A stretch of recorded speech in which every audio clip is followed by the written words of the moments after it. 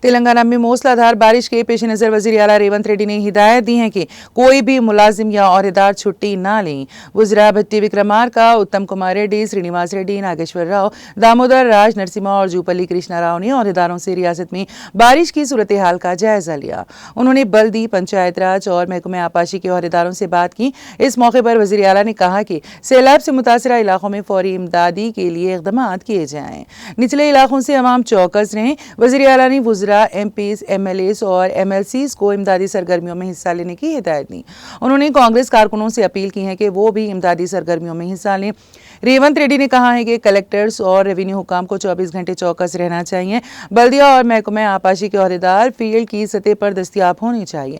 وزیر اعلیٰ نے chief secretary, director general police, بلدیہ، بجلی، پنچایت راج، آبپاشی کے عہدیداروں کو چوکس رہنے کی ہدایت دی ہے۔ انہوں نے ویڈیو کانفرنس کے ذریعے ضلع کلکٹرز، ایس پیز، ریونیو، آبپاشی اور دیگر محکمہ جات کے عہدیداروں کو 24 گھنٹے فیلڈ میں موجود رہنے کی ہدایت دی ہے۔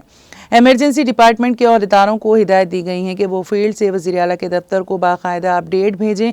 ان اقدامات کے علاوہ وزیر اعلیٰ نے سیلاب سے متاثرہ علاقوں میں فوری امدادی کارروائیوں پر زور دیا۔ انہوں نے دیہی علاقوں کے عوام کو بھی چوکس رہنے اور کسی بھی ہنگامی صورتحال کی اطلاع حکام کو دینے کا مشورہ دیا۔ وزیر اعلیٰ نے وزراء، ارکان پارلیمنٹ، ایم ایل ایز اور ایم ایل سی کو اپنے حلقوں میں رہنے اور امدادی سرگرمیوں میں بڑھ چڑھ کر حصہ لینے کی ہدایت دی۔ موسلادھار بارش کے پیش نظر ڈیزاسٹر مینجمنٹ ڈپارٹمنٹ کے تحت ریاستی سکریٹریٹ میں ایک خصوصی کنٹرول روم قائم کیا گیا ہے۔